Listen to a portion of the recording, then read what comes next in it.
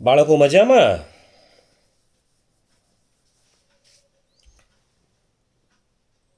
બહુ ટાઈમ પછી આપણે વિડીયોમાં મળી રહ્યા છીએ.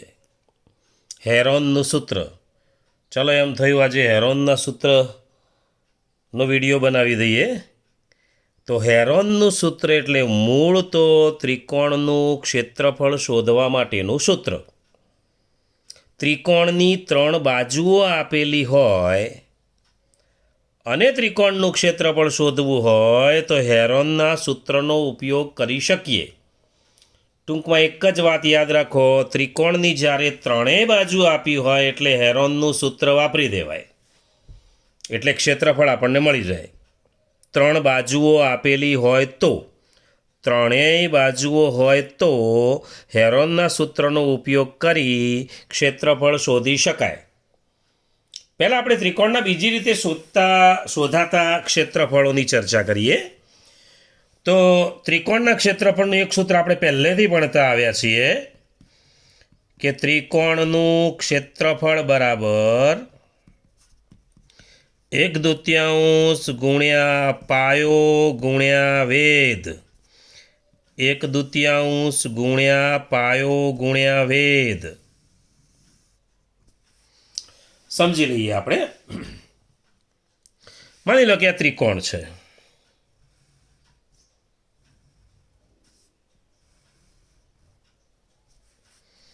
આ ત્રિકોણ એબીસી છે.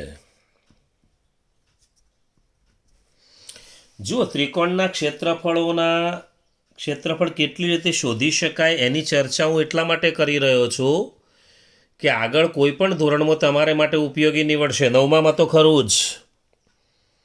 આપણે ખાલી હેરોનના સૂત્રથી ક્ષેત્રફળ શોધવું છે, આ પ્રકરણમાં એવું છે.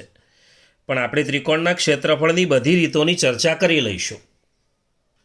તો ત્રિકોણ એબીસી આપેલો છે. ચલો, હવે આ ત્રિકોણ એબીસીમાં એમાંથી એક વેધ નીકળે છે જે બીસી ઉપર જાય છે. એટલે બીસી ઉપરનો વેધ એટલે બીસી ઉપર એમાંથી સીધો લંબ રેખાખંડ. આ લંબ રેખાખંડ જુઓ, કાટખૂણો બને છે. એડી વેધ છે. ચલો, એડી એ બીસી પરનો વેધ છે એમ કહી શકાય. એડી એ બીસી પરનો વેધ છે. જોજો, બીડી અને ડીસી સરખા ન હોય, ગેરસમજ ઊભી ના કરતા. આ વેધ છે. વેધ સામેની બાજુના આ બિંદુ છે, શિરોબિંદુને સામેની બાજુને જોડીએ એટલે કાટખૂણો બને છે. એટલે બીડી અને ડીસી સરખા ભાગ થાય નહીં. મધ્યગા દોરેલી હોય તો સરખા ભાગ થાય. આ એડી મધ્યગા હોય એક્ઝેક્ટ મધ્યમાં આવે. મધ્યગા અને વેધનો તફાવત સમજી લેજો. આ વેધ છે. વેધ હોય તો અહીંયા કાટખૂણો બને, બંને ભાગ સરખા નહીં થાય. હા, કોઈ સંજોગોમાં થઈ જાય, અલગ વાત છે. પણ એમ ના કહી શકીએ કે બે સરખા ભાગ થશે જ. એ સંજોગોની પછી કોઈ વખત ચર્ચા કરીશું. અને અહીંયા એ બિંદુને બીસીના મધ્યબિંદુ સાથે જોડી દઈએ એક્ઝેક્ટ વચ્ચે, તો પછી એને વેધ ના કહેવાય, એને મધ્યગા કહેવાય. આપણે ચર્ચા કરવી છે વેધની. ચલો, વેધ છે એડી, બીસી ઉપરનો વેધ છે. તો પછી ત્રિકોણનું ક્ષેત્રફળ એટલે ત્રિકોણ એબીસીનું ક્ષેત્રફળ.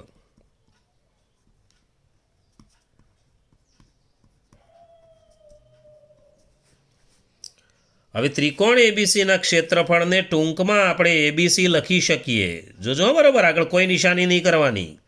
ખાલી એબીસી એવું લખી શકાય. ખાલી એબીસી લખ્યું હોય તો તમારે સમજી લેવાનું કે એ ત્રિકોણ એબીસીનું ક્ષેત્રફળ જ છે.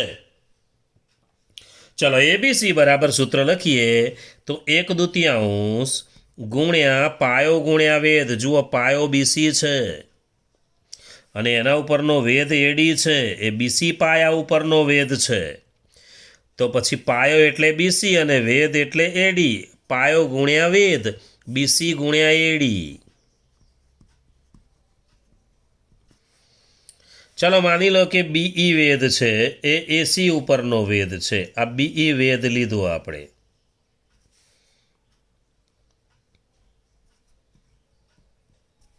આ બીઈ વેધ છે કોના ઉપરનો? એસી, એટલે એસી પાયો થયો, બીઈ વેધ થયો.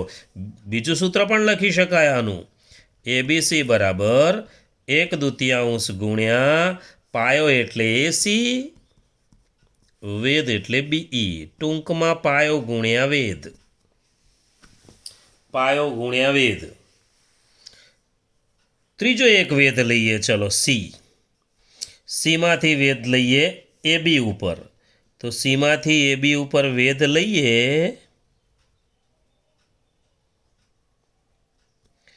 ચલો વેદ લીધો આપણે, કાટખૂણો બાંધી લો કે બની ગયો. ચાલો સીએફ વેદ છે.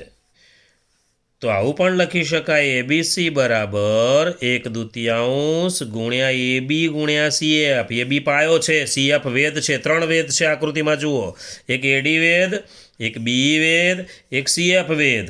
એડીનો પાયો બીસી, બીઈનો પાયો એસી, જેના ઉપર જાય એનો પાયો.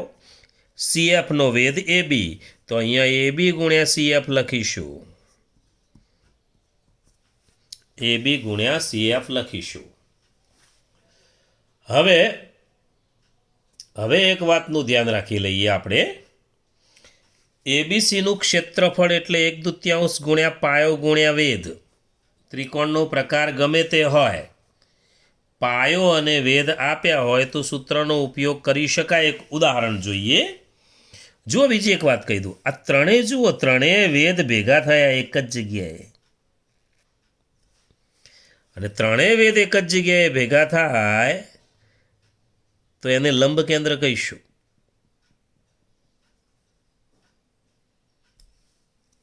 વેદોનું સંગમ બિંદુ. વેદોનું સંગમ બિંદુ, સંગમ બિંદુ કહીશું, વેદોનું સંગમ બિંદુ. સારું, આ ત્રણેય એક જ જગ્યાએ ભેગી રેખાઓ થતી હોય, ત્રણેય રેખાઓ એક જ જગ્યાએ ભેગી થતી હોય તો એમને સંગામી રેખાઓ પણ કહી શકાય. સંગામી રેખાઓ, શબ્દો થોડા ધ્યાનમાં રાખતા રહેજો. સંગામી રેખાઓ કહી શકાય. 1/2 ગુણ્યા એબી ગુણ્યા સીએફ. આપણે એક ઉદાહરણ લઈએ કે ત્રિકોણ પીક્યુઆરમાં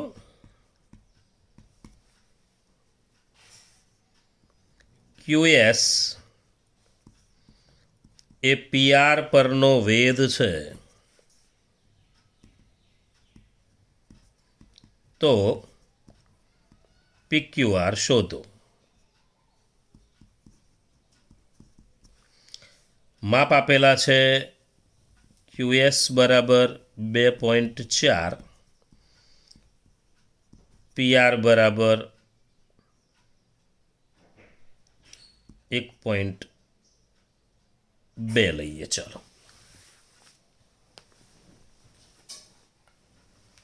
ત્રિકોણ પીક્યુઆર, ક્યુએસ એ પીઆર પરનો વેદ છે. આપણે આકૃતિ દોરી દઈએ. આ ત્રિકોણ પીક્યુઆર, ક્યુએસ એ પીઆર પરનો વેદ છે. જુઓ, ક્યુમાંથી વેદ નીકળે છે, ક્યુએસ કોના ઉપરનો વેદ છે? તો પીઆર ઉપરનો વેદ છે. જુઓ, ક્યુએસ આપ્યો છે 2.4 અને પીઆર આખો આપ્યો છે 1.2. આખો ભાગ છે. ક્ષેત્રફળ શોધવું છે. સૂત્ર શું લખીશું? પીક્યુઆર બરાબર 1/2 ગુણ્યા પાયો ગુણ્યા એના અનુરૂપ જે વેદ હોય. અનુરૂપ એટલે બીસીને અનુરૂપ એડી વેદ કહેવાય, એસીને અનુરૂપ બી વેદ કહેવાય. એવું ના લઈ શકાય કે આ વેદ અને બીજા કોઈનો પાયો, એ જોડે ના લઈ શકાય. વેદને અનુરૂપ જ પાયો હોવો જોઈએ કે પાયાને અનુરૂપ જ વેદ હોવો જોઈએ. ચલો, 1/2 ગુણ્યા પાયો ગુણ્યા વેદ. પાયો આમાં પીઆર છે અને વેદ ક્યુએસ છે.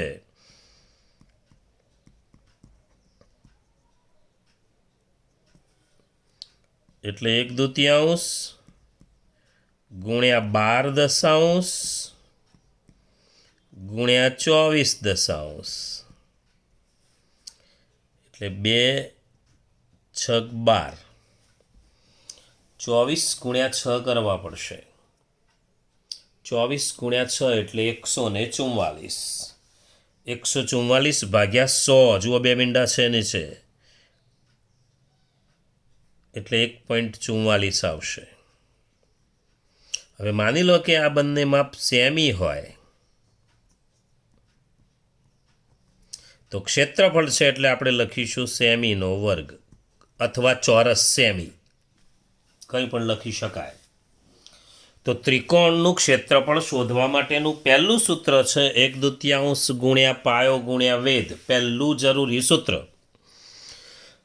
ચાલો હવે ત્રિકોણનું ક્ષેત્રફળ બીજી રીતે વાત કરીએ આપણે. હવે આપણે વાત કરીએ કાટકોણ ત્રિકોણની. ચાલો કાટકોણ ત્રિકોણનું ક્ષેત્રફળ.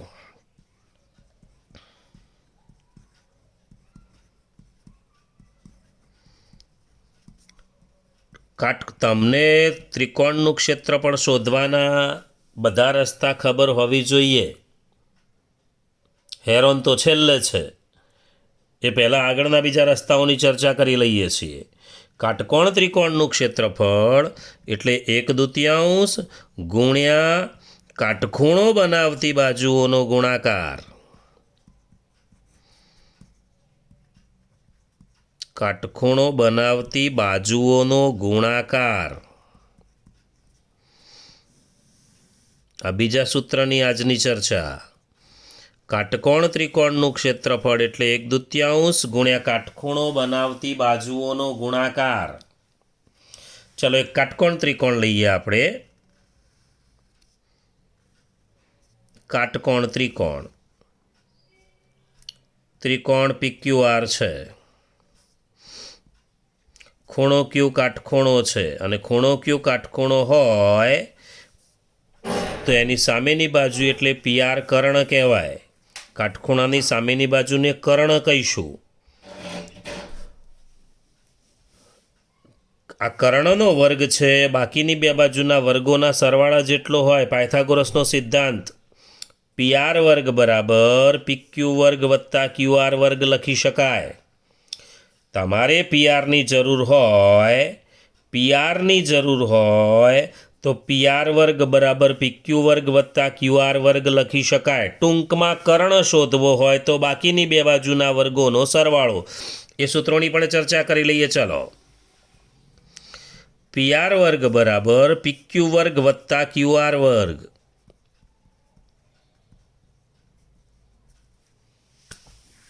PR વર્ગ બરાબર કર્ણ શોધવો હોય તો બાકીની બે બાજુના વર્ગોનો સરવાળો જ થાય.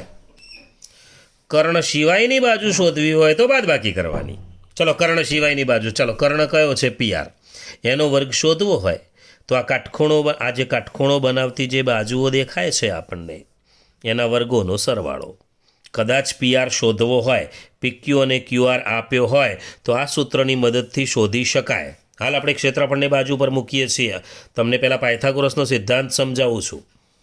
બહુ જ જરૂરી સિદ્ધાંત, ડગલે અને પગલે આવતો સિદ્ધાંત. PR વર્ગ બરાબર PQ વર્ગ વત્તા QR વર્ગ. ચલો કર્ણ સિવાયની બાજુ શોધવી છે. ચલો PQ. કર્ણ સિવાયની બાજુ શોધવી હોય તો બાદબાકી જ આવે. પછી એ PQ વર્ગ શોધવો હોય કે QR વર્ગ શોધવો હોય, જુઓ વચ્ચે માઇનસ જ આવે. આટલું મગજમાં ફિટ કરી દેવાનું કે કર્ણ શોધવો હોય તો પ્લસ, કર્ણ સિવાયનું શોધવું હોય તો માઇનસ. એ તો બે બાજુ આપી હોય, ત્રીજી કંઈ નથી એ જોઈ લેવાનું આપણે. કર્ણ શોધવાનું હોય તો પ્લસ, કર્ણ સિવાયનું શોધવું હોય તો માઇનસ. ચલો આ કર્ણ સિવાયના છે બંને. કર્ણ તો કાટખૂણાની સામે હોય, PR હોય, તો આ બંને કર્ણ સિવાયની બાજુઓ છે. કર્ણ સિવાયની બાજુઓ છે, શોધવી હોય તો માઇનસ જ આવે. અને માઇનસ આવે એટલે કર્ણ સૌથી મોટો છે એમાંથી બાદ કરી દેવાનું. કર્ણ માઇનસ હોય એટલે કર્ણ પહેલો જ આવે. ચલો PR વર્ગ માઇનસ વધી એ બાજુ PQ વર્ગ બરાબર PR વર્ગ માઇનસ QR વર્ગ. અને QR વર્ગ શોધવો હોય તો PR વર્ગ કર્ણ પહેલાં આવશે માઇનસ PQ વર્ગ. કર્ણમાંથી જ બાદ થાય, કારણ કે કર્ણ એ કાટકોણ ત્રિકોણની સૌથી મોટામાં મોટી બાજુ છે. કર્ણ એ કાટકોણ ત્રિકોણમાં સૌથી મોટામાં મોટી બાજુ છે, એટલે કર્ણને શોધવો હોય તો બાકીના બેના વર્ગોનો સરવાળો. કર્ણ સિવાયની બાજુ. બહુ જ અગત્યનું સૂત્ર, બહુ જ અગત્યનું. હવે આપણે વાત કરતા હતા ક્ષેત્રફળની. ચલો, આ ત્રિકોણનું ક્ષેત્રફળ શોધવું હોય PQR બરાબર, તો આપણે એવું કહ્યું 1/2 ગુણ્યા કાટખૂણો બનાવતી બાજુઓનો ગુણાકાર. કાટખૂણો કોણ કોણ બનાવે છે? જુઓ, PQ અને QR બે ભેગા થઈને વચ્ચે કાટખૂણો બનાવે છે. તો 1/2 ગુણ્યા કાટખૂણો બનાવતી બાજુઓનો ગુણાકાર એટલે PQ ગુણ્યા QR. અને આમે જુઓ 1/2 ગુણ્યા પાયો ગુણ્યા વેધ જ છે. તમે આ પાયો લેશો અને ઉપરથી સીધી લીટી દોરશે. જુઓ, આ પાયો હતો, સીધી લીટી દોરીએ તો નીચે આવે લંબ, તો આને લંબ આમ સીધી આ જ આવશે. જુઓ, બીજી કોઈ દોરી ના શકાય વચ્ચે. તો પછી આ પાયો છે ને આ વેધ છે. હા, પાયો વેધ જ છે. પણ કાટકોણ ત્રિકોણમાં 1/2 ગુણ્યા કાટખૂણો બનાવતી બાજુઓનો ગુણાકાર. ઉદાહરણ લઈ લઈએ એક બે. ત્રિકોણ PQRમાં ખૂણો Q કાટખૂણો છે.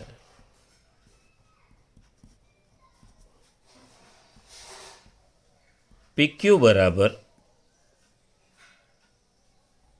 8, PR બરાબર 15. PQ બરાબર 8, PR બરાબર 17. તો PQR શોધો, એટલે ક્ષેત્રફળ શોધો. ચાલો,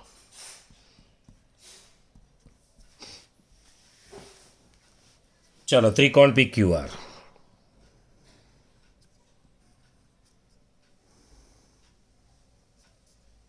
ખૂણો Q કાટખૂણો. આપણે ક્ષેત્રફળ શોધવું છે. ક્ષેત્રફળ શોધવું હોય તો 1/2 ગુણ્યા કાટખૂણો બનાવતી બાજુઓનો ગુણાકાર એટલે PQ અને QR જોઈશે આપણે. બસ PQ અને QR હોય એટલે મૂકી દેવાના. 1/2 ગુણ્યા કાટખૂણો બનાવતી બાજુઓનો ગુણાકાર, એવું સૂત્ર છે. તો આ બે કાટખૂણો બનાવે છે, આ બે હોવા જોઈએ. જોઈ લઈએ જરાક. ચલો, PQ કેટલો છે? 8 સેમી છે. PR છે 17 સેમી. આ PQ છે 8 સેમી છે. PR છે 17 સેમી છે. આ PR આપણા માટે કોઈ કામનો નથી ક્ષેત્રફળ શોધવા માટે. ક્ષેત્રફળ શોધવા માટે QR હોવો જોઈએ. તો QR જોઈએ તો શું કરીશું? QR શોધવો પડશે. કાટખૂણો બનાવતી બાજુઓ આ બે છે, QR શોધવો જ પડશે. ચલો, QR શોધવો હોય તો QR જુઓ, કર્ણ સિવાયની બાજુ છે. તો કર્ણ સિવાયની બાજુ છે તો QR વર્ગ બરાબર, કર્ણ સિવાયની બાજુ હોય એટલે માઇનસ જ આવે. તો કર્ણમાંથી બાદ કરી દઈએ જે આપી છે બાજુઓ. PR વર્ગ માઇનસ PQ વર્ગ એટલે 17નો વર્ગ માઇનસ 8નો વર્ગ. 17નો વર્ગ 289, 8નો વર્ગ 64, બાદ બાકી થશે 225. તો 225 હોય તો QR કેટલો થશે? 15 સેમી થશે. 225 કોનો વર્ગ છે? 15નો. તો QR વર્ગ 225 એટલે QR 15નો વર્ગ છે. તો QR બરાબર 15 સેમી. ચલો, આ 15 સેમી આવી ગયો. હવે કાટખૂણો બનાવતી બંને બાજુઓ થઈ ગઈ. જુઓ, પહેલેથી તૈયાર આપી હોય તો કોઈ પ્રશ્ન જ નહોતો, પણ આ બંને હોવી જોઈએ તો જ ક્ષેત્રફળ શોધી શકાય કાટકોણ ત્રિકોણનું. ચલો, PQR બરાબર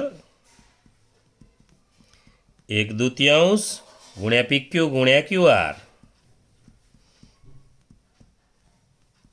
એટલે 1/2 ગુણ્યા 8 ગુણ્યા 15 એટલે 2 ચોક 8 એટલે 15 ચોક 60 અને 60 સેમી સ્ક્વેર.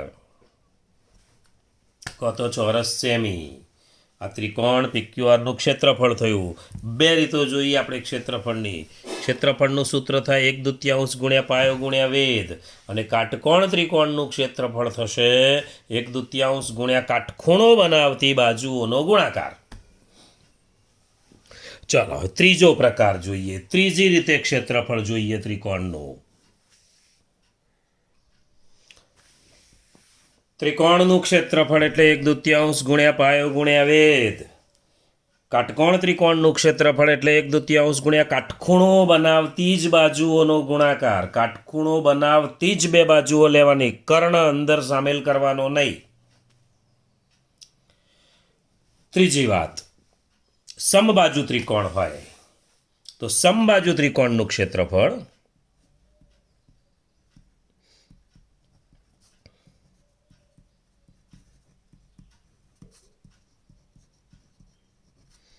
બરાબર વર્ગમૂળ 3/4 ગુણ્યા બાજુનો વર્ગ.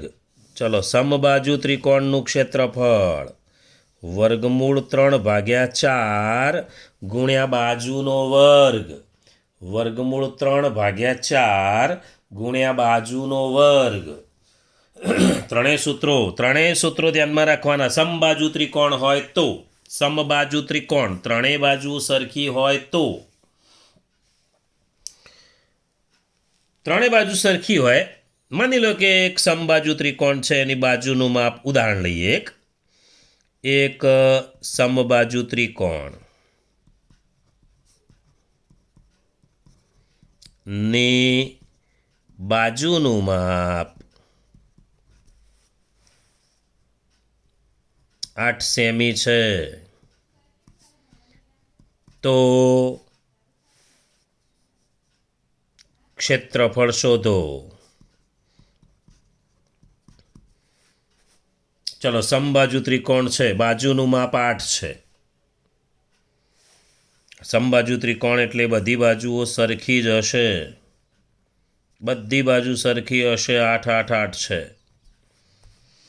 આ ત્રિકોણ એબીસી છે. નામ આપવું હોય તો આપી દેવાનું, નહીં તો શબ્દોમાં લખી દેવાનું સમબાજુ ત્રિકોણનું ક્ષેત્રફળ. ચલો, સૂત્ર શું થશે? સમબાજુ ત્રિકોણનું ક્ષેત્રફળ બરાબર એટલે એબીસી બરાબર વર્ગમૂળ 3/4 ગુણ્યા બાજુનો વર્ગ. તો વર્ગમૂળ 3/4 ગુણ્યા 8નો વર્ગ એટલે 8 ગુણ્યા 8. છેદ ઉડી જશે. 4 દુ 8 એટલે 8 દુ 16. 16 વર્ગમૂળ 3 આટલા સેમી વર્ગ થઈ ગયું ક્ષેત્રફળ. સમબાજુ ત્રિકોણનું ક્ષેત્રફળ એટલે વર્ગમૂળ 3/4 ગુણ્યા બાજુનો વર્ગ. આગળ જઈએ. કદાચ એવું હોય કે સમબાજુ ત્રિકોણની પરિમિતિ હોય, તો પરિમિતિ માની લો કે 24 હોય, તો દરેક બાજુની લંબાઈ કેટલી થાય? તો 24/3 કરી દઈએ એટલે બાજુ મળી જાય. આ તો જરૂર પડે તો પરિમિતિ આપી હોય. સમબાજુ ત્રિકોણમાં પરિમિતિ એટલે ત્રણેય બાજુનો સરવાળો. હવે સમબાજુ હોય એટલે બધી બાજુ સરખી હોય. માની લો કે પરિમિતિ 18 છે, તો 18ને 3 ભાગી દઈએ એટલે બાજુની લંબાઈ 6 આવી જશે. અને બાજુની લંબાઈ 6 આવી જાય પછી આ જ સૂત્ર. તો સમબાજુ ત્રિકોણનું ક્ષેત્રફળ. હવે આપણે કરીએ હેરોનના સૂત્રની વાત. હેરોન. તો હેરોનના સૂત્રમાં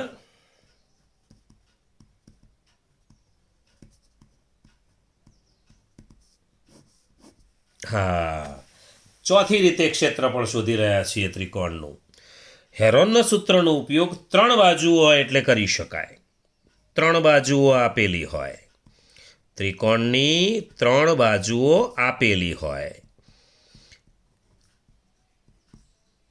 એટલે 3 બાજુનો ટૂંકમાં ઉપયોગ કરવાનો હોય તો, ત્રણેય બાજુનો ઉપયોગ કરવો હોય તો હેરોનનું સૂત્ર વાપરી શકાય.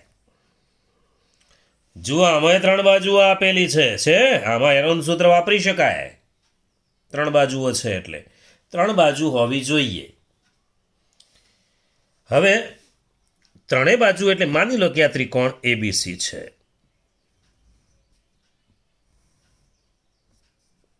ત્રિકોણ એબીસી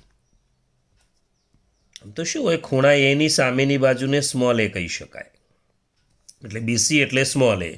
ખૂણા બીની સામેની બાજુ એટલે સ્મોલ બી.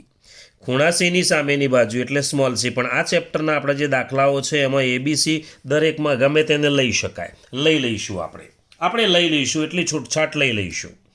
જે બાજુઓ આપેલી છે એને એબીસી જ નામ આપીશું. ત્રિકોણ પીક્યુઆર હોય તો પણ આપણે એબીસી જ કહીશું.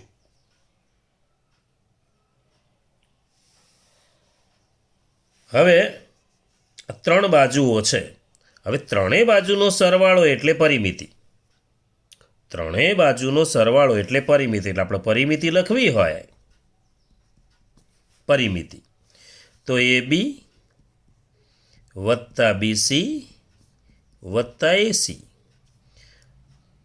પરિમિતિ, પરિમિતિને આપણે 2S કહીશું સંકેતમાં. 2S એટલે પરિમિતિ. 2S AB વત્તા BC, એટલે AB એટલે કોણ છે? જુઓ, AB એટલે C છે. અહીંયા જે છે એ સંકેતનો ઉપયોગ કરીએ. ચલો, C. BC એટલે A અને AC એટલે B. અને હવે એસને કરતા બનાવો. S એટલે અર્ધ પરિમિતિ, 2S એટલે પરિમિતિ, S એટલે અર્ધ પરિમિતિ, અને હેરોનના સૂત્રમાં અર્ધ પરિમિતિનો જ ઉપયોગ થશે. તો S બરાબર આ ત્રણેયનો સરવાળો આપણે ક્રમમાં લખી દઈએ તો A વત્તા B વત્તા C ભાગ્યા 2. આ થયું અર્ધ પરિમિતિનું સૂત્ર. અર્ધ પરિમિતિ, એસને આપણે શું કહીશું? તો અર્ધ પરિમિતિ કહીશું. અર્ધ પરિમિતિ. ઓબ્જેક્ટિવમાં કદાચ ક્યાંક પૂછે, 3 બાજુ આપી હોય ને એમ કે એસ શોધો કાં તો અર્ધ પરિમિતિ શોધો, તો ત્રણેય બાજુનો સરવાળો ભાગ્યા 2. હવે ક્ષેત્રફળનું સૂત્ર આવું છે. આ ત્રિકોણ ABCનું ક્ષેત્રફળ એટલે આપણે ABC ટૂંકમાં કહીશું. ચાલો, એનું સૂત્ર આવું થશે: વર્ગમૂળમાં S minus A S minus B S minus C. વર્ગમૂળમાં S minus A S minus B S minus C. આ સૂત્ર થયું. આપણે એક દાખલો જોઈએ, એક ઉદાહરણ જોઈએ, પછી બુકના દાખલાઓની ચર્ચા કરીએ. એક ત્રિકોણ છે, એની બાજુઓના માપ આપ્યા છે. એક ત્રિકોણની બાજુઓના માપ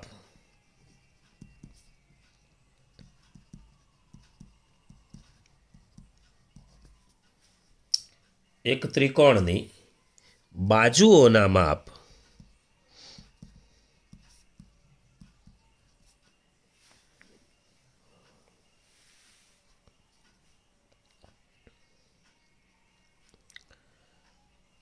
9 સેમી, 12 સેમી, 15 સેમી છે. 9, 12 અને 15. 9 સેમી, 12 સેમી અને 15 સેમી છે. તો ત્રિકોણનું ક્ષેત્રફળ શોધો.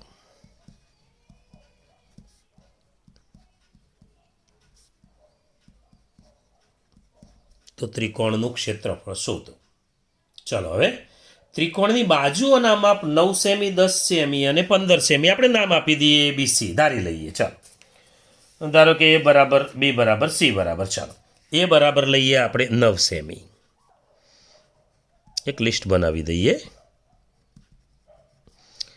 B બરાબર 12 સેમી, C બરાબર 15 સેમી. હવે ત્રિકોણનું ક્ષેત્રફળ 3 બાજુઓની મદદથી શોધવું હોય તો હેરોનના સૂત્રનો જ ઉપયોગ કરી શકાય. તો પહેલાં આપણે S શોધી લઈશું. તો S આવો થશે: S બરાબર A વત્તા B વત્તા C ભાગ્યા 2. ચલો, A વત્તા B વત્તા C ભાગ્યા 2 એટલે 9 વત્તા 12 વત્તા 15 ભાગ્યા 2. કેટલા થશે જોઈ લો. 12 ને 9 21, 21 ને 5 26 ને 10 36. તો 36 ભાગ્યા 2 અને 36 ભાગ્યા 2 એટલે 18 થશે. 18 સેમી થશે. આ આવ્યો આપણો S બરાબર 18 સેમી.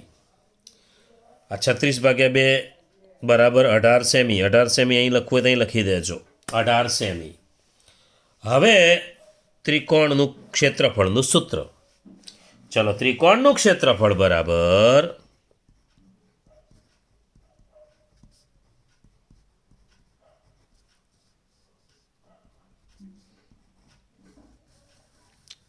ચલો સૂત્ર લખીએ. S S minus A S minus B S minus C. ચલો આગળ જઈએ. જોઈ લો. એસ છે 18. 18 માઇનસ એસ એટલે 18. 18 માઇનસ એ એટલે 9. ચલો એસ એટલે 18. 18 માઇનસ આ બી છે, બી એટલે 12. ચલો એસ માઇનસ સી એટલે 18 માઇનસ સી જોયો, સી 15 છે તો 15 કેટલું થશે જોઈએ. 18 ગુણ્યા 18માંથી 9 જાય તો 9, 18માંથી 12 જાય તો 6, 18માંથી 15 જાય તો 3. 18 ગુણ્યા 9 ગુણ્યા 6 ગુણ્યા 3. હવે ધ્યાન રાખવાનું, આ બધાનો ગુણાકાર નહીં કરી દેવાનો. બધાનો ગુણાકાર કરી દેવાનો નથી, પણ દરેકના અવયવ પાડી દેવાના. અવયવ પાડતા તમને આવડે છે તો અવયવ જુઓ. 18ના અવયવ શું થશે તો 9 દુ 18 એટલે 3 ગુણ્યા 3 ગુણ્યા 2 થઈ ગયા 18. ચલો 9ના અવયવ પાડીએ તો 3 ગુણ્યા 3. એકદમ સહેલી રીતે આ જ છે, ગુણાકાર નહીં કરવાનો, નહીં તો પાછું વર્ગમૂળ મોટું હશે તો શોધવું પડશે. 18 એટલે 3 ગુણ્યા 3 ગુણ્યા 2, 9 એટલે 3 ગુણ્યા 3, ચલો 6 એટલે 3 ગુણ્યા 2 અને 3 એટલે તો 3 જ. હવે જોઈ લો જોડકા બનશે. ચલો 2 તગડા છે અહીંયા, 2 તગડાનો 1 તગડો લખ્યો. ધ્યાન રાખજો બરાબર. આ 2 તગડાનો 1 તગડો, આ 2 તગડાનો પણ 1 તગડો લખી દઉં છું બહાર. આ 2 તગડાનો પણ 1 તગડો લખી દઉં છું. 2 તગડાનો 1 તગડો, 2 3નો 1 3, 2 3નો 1 3. હજુ 2 જુઓ, 2 બગડા છે તો 1 બગડો. હવે કોઈ બચતું નથી. માની લો કે કોઈ સિંગલ ભાગ બચતો હોય તો એને વર્ગમૂળમાં રાખવાનો. હજુ ગુણ્યા 7 હોય ને 5 હોય તો 7 પંચું એ 7નું જોડકું કે 5નું જોડકું થતું નથી, તો પછી 7 ગુણ્યા 5 વર્ગમૂળમાં 35 લખી દેવાના. જોઈશું 1-2 દાખલામાં પછી. હાલ તો 2 3નું 1 3, બીજા 2 3નું 1 3, ટૂંકમાં 3 કેટલી વાર છે? 6 વાર છે તો 3 વાર લખ્યા. બગડો 2 વાર છે તો 1 વાર લખ્યો. અડધો કરી દેવાના, અડધી વાર કરી દેવાના. ચાલો હવે વર્ગમૂળમાં કશું બચતું નથી તો આ આપણો જવાબ ફાઇનલ. 3 તરી 9, 9 તરી 27 દુ 54. 54 સેમી વર્ગ. 54 સેમી વર્ગ. ત્રિકોણની 3 બાજુઓના માપ આ પ્રમાણે આપ્યા હોય અને ક્ષેત્રફળ શોધવું હોય તો ત્રણેયને આપણે એબીસી કહી દઈશું. પછી એસ શોધી લઈશું એટલે ત્રણેયનો સરવાળો ભાગ્યા 2 એટલે અર્ધ પરિમિતિ આવશે. અને પછી ત્રિકોણના ક્ષેત્રફળનું સૂત્ર આ હેરોનનું સૂત્ર મૂકી દઈશું. એસ, એ અને બી સીની જગ્યાએ કિંમતો મૂકી ગુણાકાર કરવાનો નહીં, અવયવ પાડી દેવાના. બબેની જોડ બનાવવાની, 2 જોડની 1 જોડ બહાર મૂકવાની. કદાચ કોઈની જોડ ના થતી હોય તો એને વર્ગમૂળમાં બાજુમાં રહેવા દેવાનો, તો એ 54ની બાજુમાં વર્ગમૂળમાં જ રહેશે. હવે એક દાખલો તમે પ્રેક્ટિસ માટે કરી લેશો. નેક્સ્ટ ટાઈમ આપણે થોડા મોટા દાખલા બાજુ જઈશું અને અગત્યના અને ચોપડીના સ્વાધ્યાયની ચર્ચા કરીશું.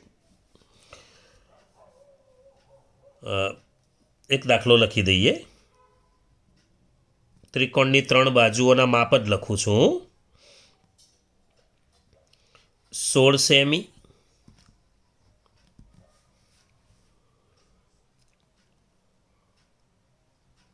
30 સેમી, 34 સેમી. 16, 30 અને 34. બીજો એક લખીએ. 30 સેમી, 40 સેમી, 50 સેમી. આના ક્ષેત્રફળ તમારે જાતે શોધવાના છે.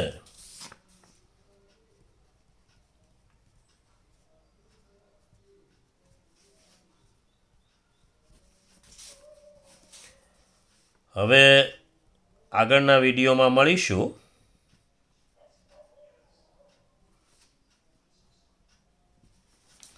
આનો જવાબ આવશે કદાચ 240 સેમી વર્ગ.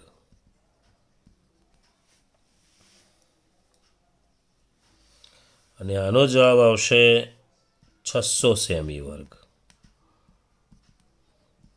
આ દાખલો ગણ્યો છે એ જ પ્રમાણે પ્રેક્ટિસ કરી લેશો એટલે નેક્સ્ટ ટાઈમ મોટા દાખલાઓમાં તકલીફ ના પડે.